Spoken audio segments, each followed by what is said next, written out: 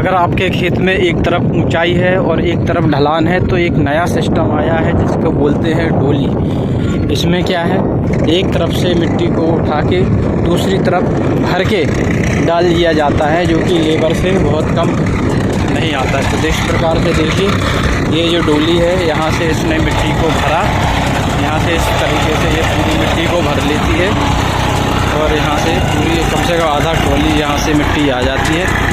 इसको भरने के बाद आप जिस जगह पर ढलान है खेत की, उस जगह पे इस डोली को ले जाके छोड़ दिया जाता है। तो ये डोली का पूरा वहाँ पे मिट्टी निकल जाएगी। देखिए इस तरीके से ये इसको छोड़ेंगे तो ये खाली हो गया।